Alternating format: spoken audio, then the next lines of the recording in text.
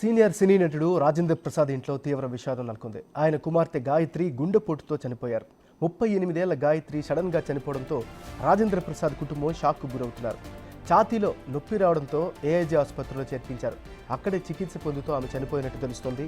గాయత్రి మరణ వార్తతో రాజేంద్ర ప్రసాద్ కన్నీరు మున్నీరుగా వెలిపిస్తున్నారు.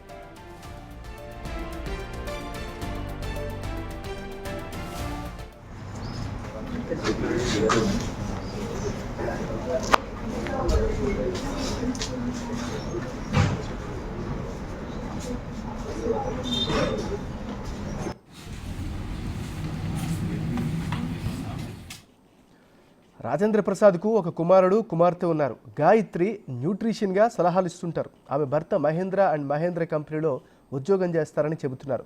ఇక ఆమెకు ఒక కూతురుండగా మహారాటి సినిమాలో చిన్ననాటి సావిత్రి పాత్రలో నటించింది.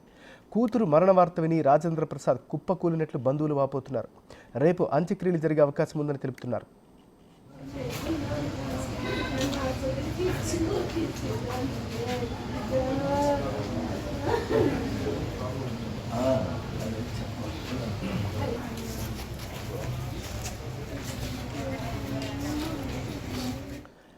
రాజేంద్ర ప్రసాద్ కూతురి మరణ వార్త విని సినీ ప్రముఖులు, రాజకీయ నాయకులు ఒక్కొక్కరిగా ఆయన ఇంటికి చేరుకుంటున్నారు.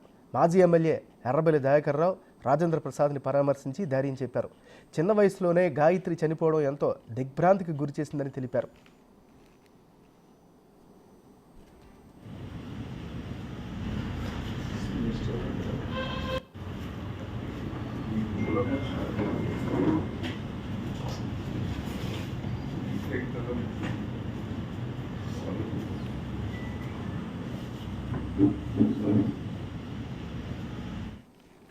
సీనియర్ సినీ నటుడు రాజేంద్ర ప్రసాద్ ఇంట్లో తీవ్ర విషాదం నెలకొంది. ఆయన కుమార్తె గాయత్రి గుండెపోటుతో చనిపోయారు. సో అక్కడంతా కూడా శోకసంద్రంలో నిండినటువంటి పరిస్థితి కనిపిస్తుంది. ఒక్కొక్కరిగా వచ్చి రాజేంద్ర ప్రసాద్ని ఓదారుస్తున్నట్టు పరిస్థితి. అక్కడ మా రిపోర్టర్ సుజాత ఉన్నారు. అక్కడ తాజా పరిస్థితిని సుజాత అందిస్తారు. సుజాత, ఏమన్నా రాజేంద్ర ప్రసాద్ సీనియర్ నటులు అందరికీ సుపరిచితులు. అయితే నిన్న సాయంత్రం తన కుమార్తె అయినటువంటి గాయత్రి గుండెపోటుతో మరణించడంతో అటు సినీ ఇండస్ట్రీకి సంబంధించి విషాద ఛాయలు నెలకొన్నాయి. దాంతోపాటు అటు రాజేంద్ర ప్రసాద్ గారి ఇంటి వద్ద ఉన్నాం. ప్రస్తుతం చూస్తున్నాం ఒక్కొక్కరుగా రాజేంద్ర ప్రసాద్ గారిని కలుస్తూ మనోధైర్యాన్ని ప్రసాదిస్తున్నటువంటి పరిస్థితి ఉంది. ఎందుకనంటే ఎంతో ఇష్టంగా పెంచుకున్నటువంటి తన కుమార్తె రాజేంద్ర ప్రసాద్ గారికి అటు ఒక కుమార్తె కుమారుడు. అయితే గత కొన్ని రోజుల నుంచి అటు కుమార్తెకి అనారోగ్యం పాలవడంతో ఏజీ హాస్పిటల్లో జాయిన్ చేశారు. అయితే నిన్న రాత్రి దాదాపు 12:40 ఆ ప్రాంతంలో అయితే మాత్రం తనకి గుండెపోటు రావడంతో మరణించినట్లు అటు హాస్పిటల్ వర్గాలు తెలియజేస్తున్నారు. ప్రస్తుతం అయితే అటు ఇంటి వద్దకి వచ్చి రాజేంద్ర ప్రసాద్ కుటుంబ సభ్యులకి అందరూ కలిసి మనోధైర్యాన్ని చెప్తున్నారు.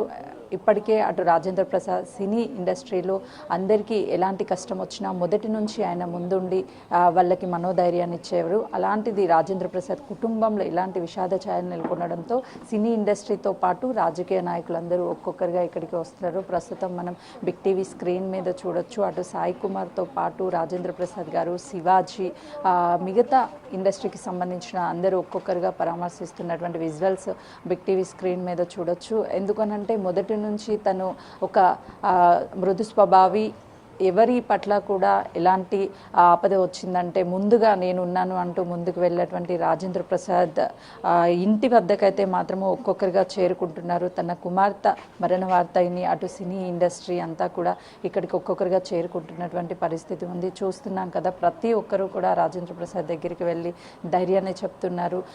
తన కుటుంబంలో అంటే రీసెంట్గా కూడా రాజేంద్ర ప్రసాద్ గారు ఒక ప్రెస్ మీట్లో చెప్పారు. ఎందుకనంటే నా తల్లి నా చిన్నప్పుడే చనిపోయింది. ప్రతి ఒక్కరూ కూడా తన కుమార్తె ద్వారా తల్లిని చూసుకుంటారు. నా కుమార్తె అంటే చాలా ఇష్టం.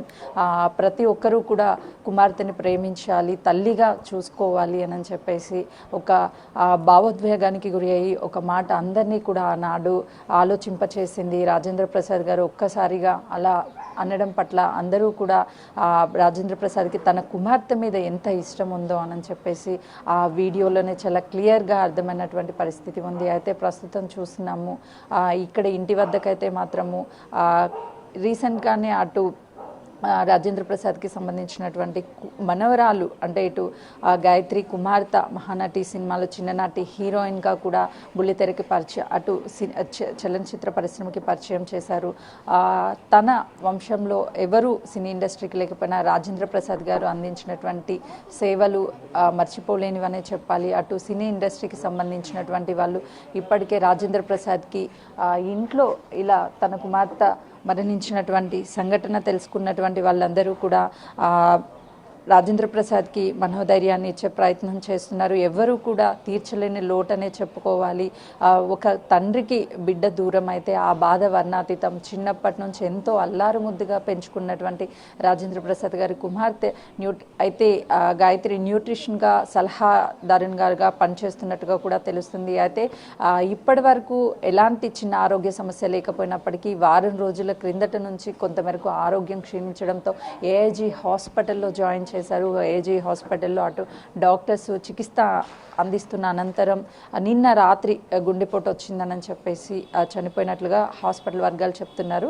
మరోవైపు తమ కుటుంబ సభ్యులు కూడా అటు గాయత్రికి సంబంధించినటువంటి కుటుంబ సభ్యులు ఎవరైతే రాజేంద్ర ప్రసాద్ కావచ్చు, తన తల్లి గారు కావచ్చు, తనతో పాటు కుటుంబ సభ్యులు బంధువులు అంతా కూడా ఇక్కడే రాజేంద్ర ప్రసాద్ ఇంటి వద్దనే తన కుమార్తెకి సంబంధించినటువంటి చూడడానికి అందరూ ఇక్కడికే వస్తున్నటువంటి పరిస్థితి ఉంది. ఇందు ఫార్చ్యూన్లో నివాసం ఉంటారు రాజేంద్ర ప్రసాద్ గారు. తన ఇంటి వద్దనే తన కుమార్తె యొక్క పార్థివ దేహాన్ని ఇక్కడికి తీసుకొచ్చినటువంటి పరిస్థితి ఉంది. ఈరోజు సాయంత్రం అంత్యక్రియలు చేస్తారా లేదు అంటే రేపు అంత్యక్రియలు చేస్తారా అనేది ఇంకా కూడా నిర్ణయించలేదు. ఎందుకంటే ఈరోజు శనివారం కావడంతో అంత్యక్రియలు చేసే అవకాశం ఉండకపోవచ్చు అనే చెప్పుకోవచ్చు. రేపు అంత్యక్రియలు జరిగే అవకాశం ఉంటుంది. మనం చూస్తున్నాం కదా, ఇంటి మొత్తం కూడా విషాద ఛాయలు అలుముకున్నాయి.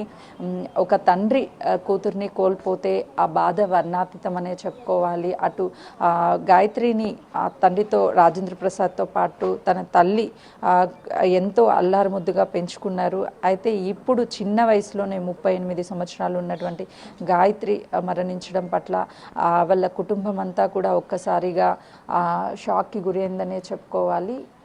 గాయత్రి కుటుంబ సభ్యులతో పాటు బంధుమిత్రులంతా కూడా, స్నేహితులు కావచ్చు, చిన్ననాటి నుంచి కాలేజ్ స్కూల్స్లో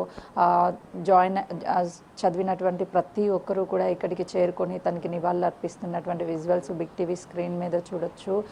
చిన్న వయసులోనే అటు గాయత్రి హార్ట్ అటాక్తో మరణించడంతో కొంతమేరకు అయితే మాత్రము ఈ చుట్టుపక్కల ఉన్నటువంటి వాళ్ళు కూడా షాక్కి గురవుతున్నటువంటి పరిస్థితి ఉంది. అంత చిన్న ఏజ్లో హార్ట్ స్ట్రోక్ రావడం ఏంటి, తను మరణించడం ఏంటి, ఎంతో యాక్టివ్గా ఉండేటువంటి గాయత్రి 7 రోజుల నుంచే అటు గురవుతున్నట్లు తెలుస్తుంది.